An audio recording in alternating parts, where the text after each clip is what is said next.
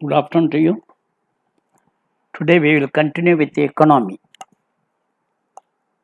In the economy, we will see a new chapter because many of our friends want to know about the derivatives and forward contract and future contract because it is one of the most confusing chapter. So they wanted my guidance. Accordingly, today I am taking up derivatives. First of all, what is meant by derivative? The definition is it is a financial instrument which derives its value from an underlying asset. This is the definition for derivative. This may appear very confusing. What is derivation? What is meant by value? And what is the underlying asset? These are all the terms which are quite confusing for most of us.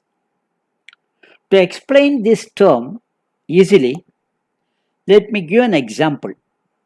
Please follow closely. I am a person who is interested in share market. On 1st March 2020, I find that the share price of Reliance Industries Limited is 500 per share. I am sure that the share price of RIL will go up to 800 during the 3 months period from now. That is, on 1st June 2020, I am sure that it would touch 800. The normal way is that I can purchase RIL share now, that is on 1st March 2020 for rupees 500 and sell the shares after 3 months on 1st June 2020 for rupees 800. And I will make a gain of rupees 300 per share. But I don't have money. I am also not sure whether the share price will go up to 800 on 1st June 2020 or it may so happen that the share prices may also come down to 350 or 400. In which case I will lose money. So I do not want to take the risk. At the same time, I want to make some money out of this transaction. So I go to the stock exchange and explain this to the exchange and asked the exchange to help me. The exchange gave me a way out. What is the way out? The exchange told me that you need not pay money now. They asked me how many RIL shares I need. I told them today's share price is 500 and I want 100 shares of RIL on 1st June 2020 after 3 months at the same share price of 500 each. I also told them I will not give any money now. The stock exchange suggested me that you should go for option contract, which means I will sign a contract saying that I will take 100 shares of RIL at the rate of 500 each on 1st June 2020, that is after 3 months. I also made it clear if the share prices have come down, that is below 500, I will not exercise the option.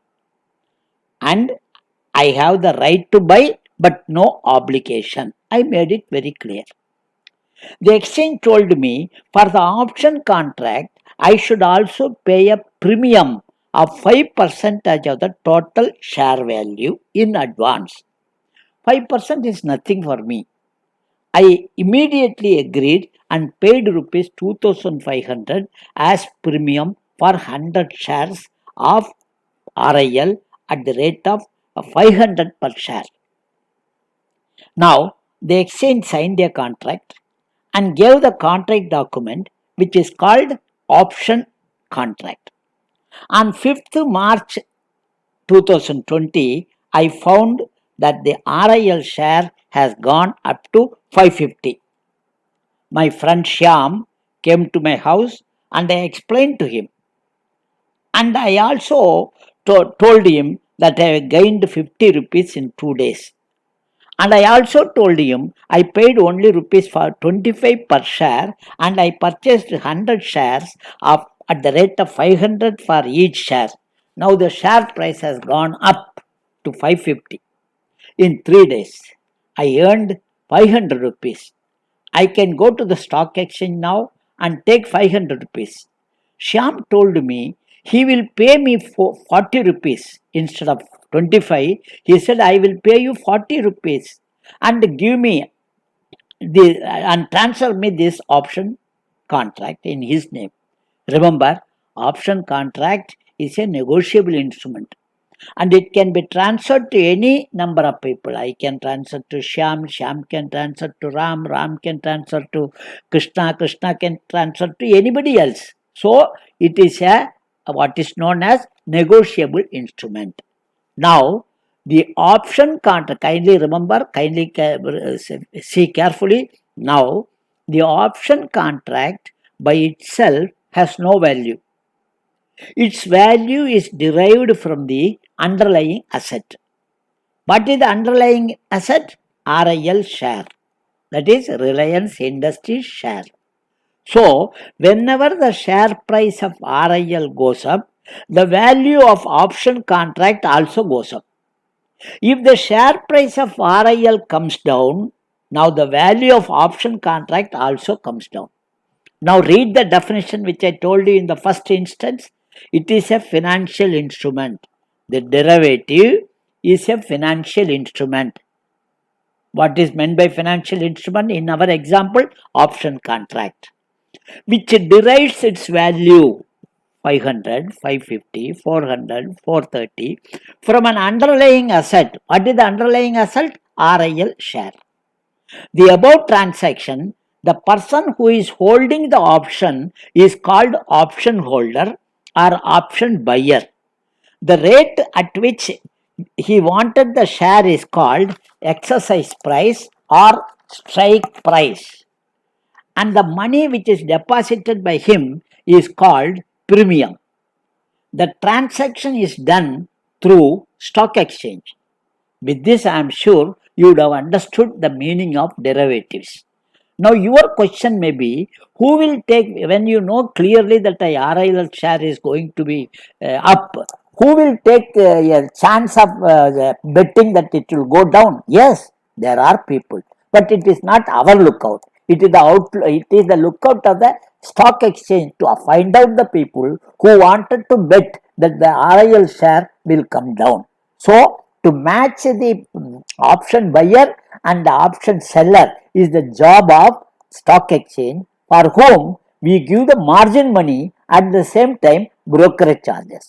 Then what is forward contract and what is future contract we will see in the next class. Thank you.